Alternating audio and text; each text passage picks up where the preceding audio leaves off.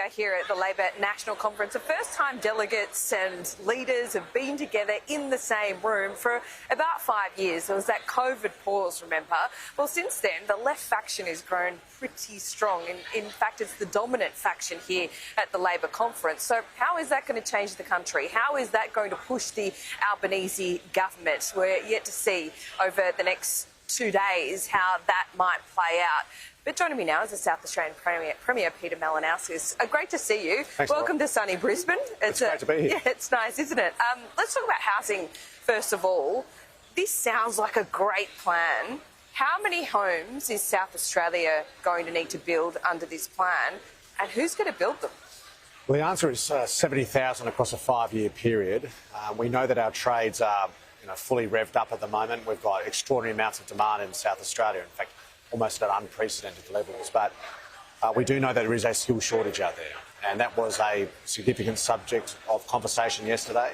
What are we going to get the Commonwealth to do in order to be able to speed up the access to skilled migrants who can help ensure that we reach those targets around housing? But the announcement yesterday is a serious one.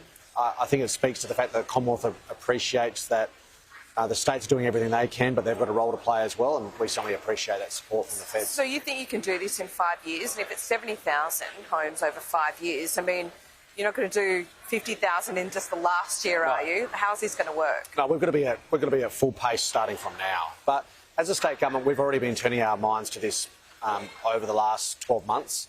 We've announced the biggest land release, the biggest land release in the history of South Australia. We've abolished a tax. We abolished stamp duty for all new builds for first home buyers. So we've made a whole sweep of changes in terms of planning reforms. We're doing a lot in respect to public housing. So we're all in on this effort because it is a genuine humanitarian crisis in many respects. For the people that affects, lack of access to housing, rental or their own home, it is a genuine crisis. So we've got to do everything we can. If I'm honest with you, Laura, my frustration is time. As Premier, the government, we are trying to do everything we can. You get decisions in front of you, but you get frustrated at the fact that you can make a decision, you can change a policy, but it takes time before it has an effect in the marketplace. Why?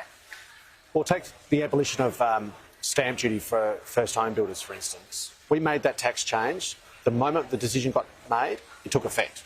Didn't say 6 months' time, instantaneously takes effect. But let's say a new home buyer decides that instead of purchasing an existing home, they build instead. That build is going to take at least 12 months. Now, you replicate that across the entirety of the state in the size of the demand that is out there, it is going to take 12, 24, 36, 5 months, 5 years' time before we start to see the volume of supply coming into the market to make a material difference, which is why rental reform matters as well. All right, let's talk AUKUS, because that's going to be the bone of contention here, the submarine-sized elephant in the room, Olivia Casely described it as. What is going to happen? Is the left going to flex its muscle here? Is anything going to change, or is it just a bit of noise? Well, I'm loath to predict, Laura, about what happens on the floor of ARP National Conference. I haven't been to as many as, say, Albo has, but I've been enough to know that it can be unpredictable. But I am confident that overwhelmingly the Labor Party conference will endorse the Prime Minister's position, which, of course, I am 100% supportive of. The Australian Labor Party needs to appreciate that the AUKUS policy is all about our national sovereignty. It's about ensuring that in the long term, the country has the ability to be able to set our own course about our foreign policy, our strategic direction, particularly in this part of the world. But more than that, it's also a massive opportunity to improve the country's economic complexity. And that's not just important for South Australia, it's important for the nation as a whole. So we are utterly supportive of the Prime Minister's position. I'll be stunned. I'd be truly stunned if the Labor Party National Conference decided to undermine the leadership of the Prime Minister, Penny Wong, Richard Marles, who I think are delivering thoughtful, considered judgment when it comes to our national foreign affairs settings and our national defence posture. OK, well, what about the economic complexity you talk of? You've been positive, spoke positively about a nuclear industry here. Are you going to push for that at this conference? I mean, at every turn, Chris Bowen and others have rejected even having a conversation about a nuclear industry in Australia. Is that the right course? OK, so my position on this, I think, has been very clear. I am agnostic about nuclear technology. The simple reality is that to be able to reach our global targets of decarbonisation, nuclear power is going to have a role to play in certain parts of the world. The Australian question shouldn't be around an ideological view of nuclear for or against. My frustration with the nuclear debate is that it has now been captured by the culture wars. On the far left, we're saying no nuclear under any circumstances. On the far right, it's we must have nuclear under all circumstances. Why can't we just have a debate on the basis of price? Let's have a debate around acknowledging that nuclear power is zero carbon emissions. Let's zero in on the debate, is it economic for the Australian context? And all of the evidence, and we had a Royal Commission into this. Yeah, South remember. Australia, all the evidence says that in the Australian context, nuclear power will only make electricity more expensive. So, of course, I'm not going to support it in light of that information. Now, sometime in the distant future, technology and circumstances might change. But right now, if Australia decided to build a nuclear power station, I don't think anyone would do it because people will not get their return on capital, so private investment won't be made.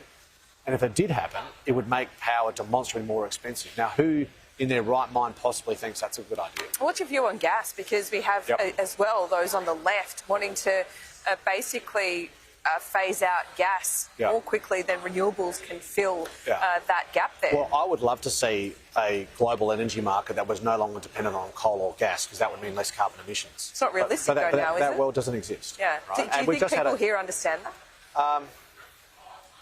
Well, I would invite everybody to look at the global circumstance we've just endured. We took Russian gas out of the global energy mix for a period there, and all that happened was coal ended up being produced and consumed more.